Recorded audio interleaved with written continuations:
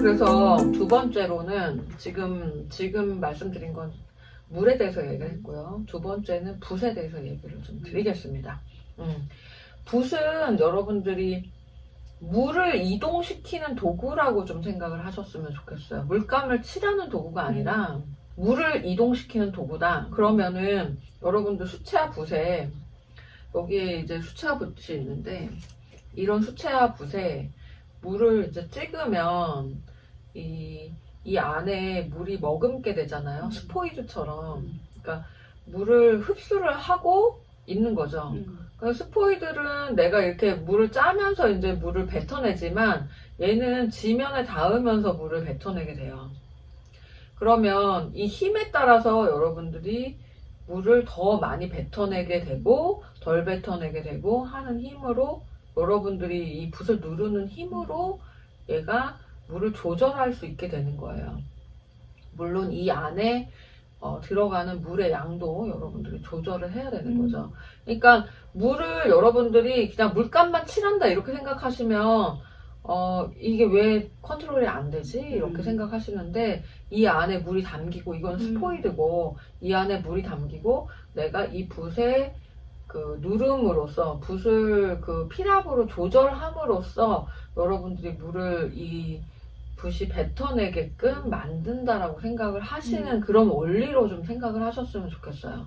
그래서 이거는 물을 그냥 이동시키는 도구예요. 화지 안에서 물이 많은 쪽에서 물이 없는 쪽으로 이동할 수도 있고 요 붓 안에서 붓호라고 하죠. 이 붓털 안에서 물을 뱉어내게끔 이동시키기도 하는 그런 도구라고 생각을 하시면 조금 더 원리적으로 여러분들이 접근을 하실 수가 있을 거예요.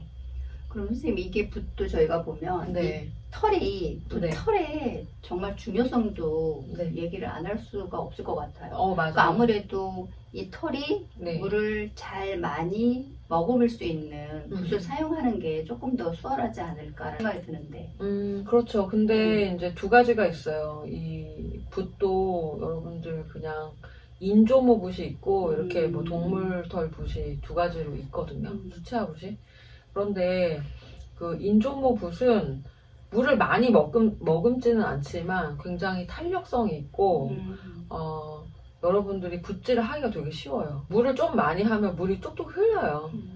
그래서 그런 좀 단점이 있긴 하지만 대신에 여러분들이 연필처럼 컨트롤하기가 좀 쉽습니다. 인조모는 좀 딱딱하기 때문에 탄력성 있고. 그런데 그에 비해서 이제 이런 동물털 붓 같은 경우에는 힘이 거의 없어요. 이게 굉장히 부드러운 털로 되어 있고 그래서 물기 담수력이라고 하죠. 담수력이 되게 많아요. 물기를 많이 머금는 그런 능력을 이제 담수력이라고 하거든요. 그래서 담수력이 많기 때문에 이 그 붓은 더 부드럽게 되죠. 굉장히. 그래서 이 컨트롤하기가 쉽지는 않아요. 네. 근데 이제 컨트롤을 여러분들이 이걸 잘 할 수 있다면 아니면은 이제 여러 가지 붓들을 써보시면서 나한테 맞는 붓을 좀 찾아보시는 것도 좋은데 처음에는 저는 인조모 붓 쓰시라고 많이 권해드리고 있습니다. 그러니까 처음부터 막 너무 좋은 재료를 쓰시는 것도 좋은데 사실은 실력이 그 어느 정도 좀 늘어나시면 이런 좋은 재료들이 여러분들에게 부스터가 될 수 있을 거라고 생각을 해요. 그래서 좋은 재료를 쓰는 거는 단지 여러분들이 좀 단계를 좀 줄이고자 하는 그런 것들이거든요. 그러니까 내가 좀 기초적인 재료로 이제 썼을 때는 단계를 많이 좀 연습을 하실 수 있고 이거는 뭐 좋은 재료들은 그냥 단계 없이도 좀 나온다고 보시면 돼요. 그래서 그거는 조금은 어느 정도 실력이 늘으셨을 때 또 구비하셔도 되는 그런 부분이라고 생각합니다. 그래서 일단은 그런 식으로 좀 붓에 대해서 생각을 하셔가지고 내가 붓에 대해서 붓에 물을 많이 찍어서 이렇게 물이 얼만큼 나오는지 그 다음에 내가 물을 얼만큼 이동시킬 수 있는지도 한번 해보시면 좋을 것 같아요. 그래서 여러분들이 붓질을 통해서 또 물량을 조절하실 수가 있거든요.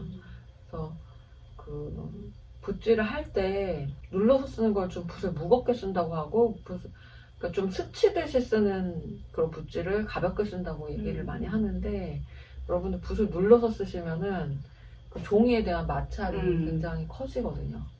물론 붓을 눌러서 써야 될 때도 있어요. 왜냐면 물을 많이 뱉게끔 해야 돼서 붓을 눌러서 쓰지만 최대한 붓질은 너무 그 마찰력이 너무 세지 않게 쓰시는 게 좋죠. 네. 붓에 대해서 좀 이렇게 알아봤습니다. 네. 그리고 종이에 대해서도 좀 얘기를 좀 간단하게 좀 네. 해야 될 텐데, 종이는 여러분들이 종이도 되게 여러 가지예요. 종류가 다양해요. 그래서 종이도 여러 개를 좀 써보시고 여러분들 좀 정하시는 게 좋을 텐데, 수차 종이가 조금 가격이 있죠. 있어요. 그러니까는 좋은 종이일수록 음. 코튼이 많이 함유된 종이일수록 이제 얘네들이 비싸지죠. 그러면 이게 뭐가 좋냐, 코튼이 함유되면 뭐가 좋냐 이런 얘기 하실 텐데, 코튼이 있으면 잘 안 말라요. 그렇죠. 네. 잘 안 마른다는 건 여러분들이 많이 번지게 할 수 있다는 거, 물 느낌을 많이 낼 수 있다는 거고, 그 다음에 잘 번지고 잘 안 마르기 때문에 여러분들이 그 붓자국이 많이 안 남는다는 거죠. 그러면은 탁해지지 않겠죠. 그 붓질 한 번 더 할 필요도 없고. 그러니까 그런 단계들을 줄여주는 거예요. 좋은 종이를 씀으로 인해서. 그래서 여러분들이 또 그 물 느낌을 더 많이 내는 작품을 하고 싶다라고 하시면은 여러 가지 종이를 써보시는 게 좋아요. 그런데 어떤 종이도 제가 아까 말씀드린 그 흡수되는 상태 있잖아요. 물이 종이에 흡수되는 상태 다 비슷해요. 그러니까 뭐 약간 천천히 흡수된다, 빨리 흡수된다, 혹은 붓자국이 많이 남는다, 안 남는다, 이런 차이거든요. 그래서 좀 여러 가지 종이들을 경험해 보시는 게 되게 좋을 것 같습니다. 네. 또 되게 물 얘기를 되게 많이 했어요, 오늘. 네. 그래서 이게 어떻게 제가 여러분들이 공감은 하실지는 모르겠는데, 수채화 사실은 되게 보편적이고 대중적인 그런 미술이잖아요. 맞아요. 그리고 로망은 다 있죠. 네. 수채화 같은 하늘, 수채화 같은 바다, 이런 거 그렇게 많이 표현하잖아요, 좀. 표현하고 싶고, 가을 들녘 뭐 이런 거 음. 표현하고 싶어 하시고, 수채화는 잘하면 너무 예쁜데 그게 너무 큰 것 같아요, 갭이. 네. 네. 그래서 항상 그 로망을 갖고 계신데, 여러분들 수채화에 좀 도전해 보시면서 또 어떻게 하면 내가 이런 문제들을 해결할 수 있는지 같이 좀 고민해 보셨으면 좋겠고, 또 질문이 있으시면, 어떤 고민이나 이런 게 있으시면 댓글 남겨주시면 저희가 또 그 댓글 보고 또 소재 삼아서 방송을 한번 하도록 하겠습니다. 수채화는 역시 물을 알아야 되는데 저희가 네. 누군가를 알려면 친해져야 되잖아요. 맞아요. 그러니까 그런 말씀을 전해드리고 싶어요. 물과 친해질 수 있는 시간들을 많이 네. 경험하면 할수록 수채화의 현실은 내 것이 될 수 있다? 약간 이런 말씀을 드리고 싶네요. 사실은 수채화의 현실은 냉혹해요. 제가 맞아요. 봤을 때 정말 네. 어려운 거라고 생각을 하는데, 간단하게 그리려면 정말 좀 쉬울 수 있고, 좀 잘 그리려면 항상 어려운 게 그림인 것 같습니다. 그래서 여러분들 좀 더 깊이 있게 들어가시려면은 조금 더 그 본질에 대해서, 기본에 대해서 더 익혀가시는 그런 시간을 가지시면서 여유 있게 공부하시면 좋을 것 같습니다.